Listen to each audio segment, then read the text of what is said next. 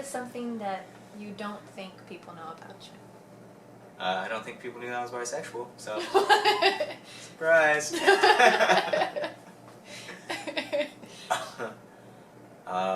Something else.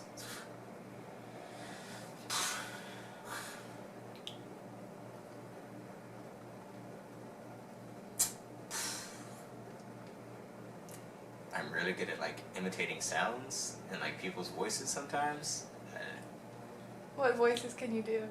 I don't know, like if I hear someone with a weird accent or a voice, I'll automatically do it. Even if they're like standing right there still, I'll still do it.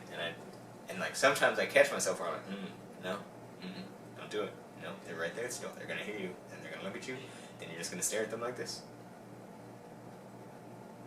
Wasn't it? When I worked at the coffee shop, it was the worst because people had some thick accents and I wanted to imitate them right away. Right away. Like what? Like, can you do? Have an example?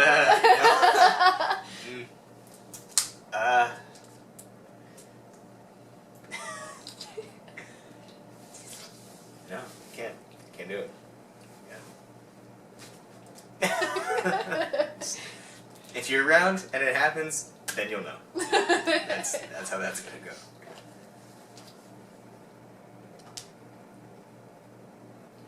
What are your favorite things to do in your free time?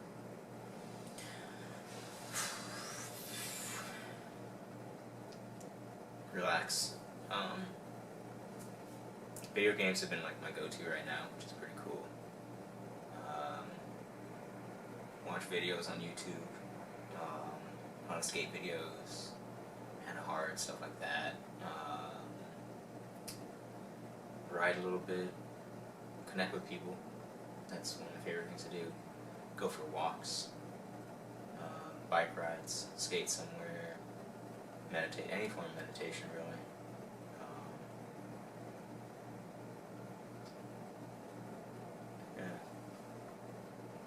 I think a lot in my free time, just random stuff, a whole bunch of, and it's weird because like sometimes things will come into my head and they'll like be speeding by, and I'm like, oh cool, like just let it all go, and then like there'll be things that'll go by really fast, and I'm like, wait, I'm gonna hold on to that for later, and then like everything else will keep going, and then I'll like spend more time thinking about certain things, and reflecting, I guess, always making sure that at the end of the day I did the best that I could. I try to end every day with the thought knowing that I did the best that I could in anything that I'm doing, work or relationships or whatever, and if I feel like I did, then great.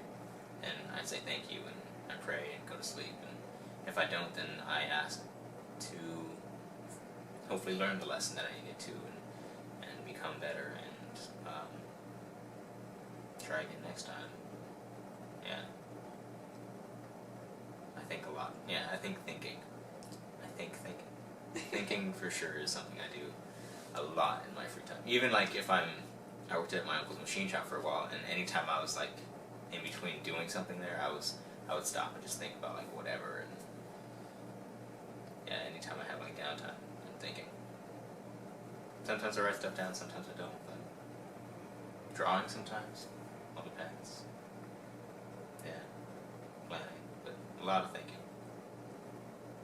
A lot of thinking. That's what I'm getting at here. A lot of thinking. Yeah, a lot. You mentioned meditation. Do you find that meditation helps you think more or less, or? Meditation helps me accept every moment as it happens. It's a weird thing to do because I started doing it because my ex-fiance was doing it, and I was like, oh cool, I can start doing that too. And it didn't work for me at the time, and then I started doing it again, and I started with lighting a candle and having it be on a plate in front of me in my room, and then crossing my legs and sitting in front of the candle, turning off all the lights and breathing and matching the flicker of the candle with my breathing, or picturing what the candle might feel if it was in meditation with me, and it helps me to just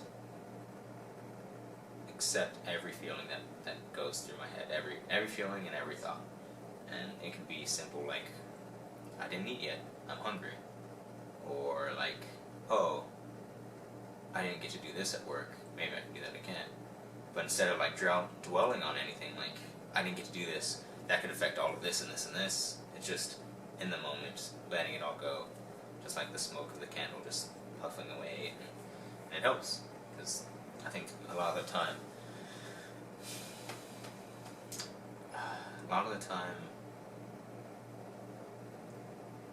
people struggle to just accept what they feel. I mean, I was, for a while, it was definitely to the point where if I felt something, and I was told that I shouldn't feel that way by a peer, a parent, whatever, then I would automatically feel bad for feeling sad or upset about something that they seemed to think was minuscule.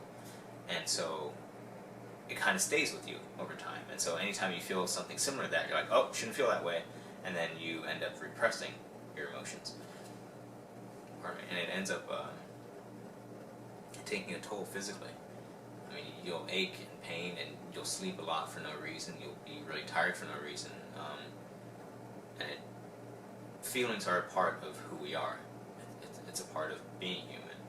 And we can't, I mean, you shouldn't dwell on them for sure, but knowing to just accept them, and you're like, yeah, sometimes I just want to punch people in the face.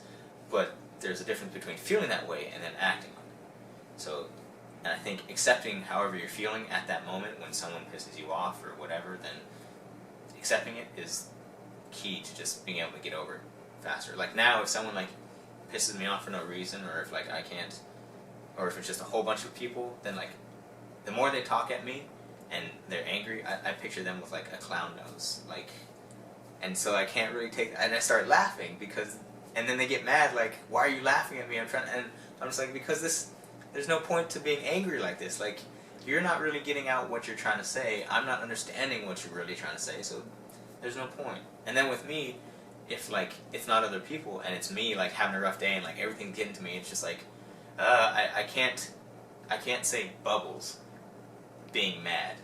Like, I've tried, and it's just like, bubbles. Like, I can't say it, so it automatically makes me smile, puts me in a good mood, and it's a good switch. I mean, it's just like, okay, you were angry. Why were you angry? Okay, now you understand that. Move on and keep going. Yeah, so meditation's been really good for that. A good practice.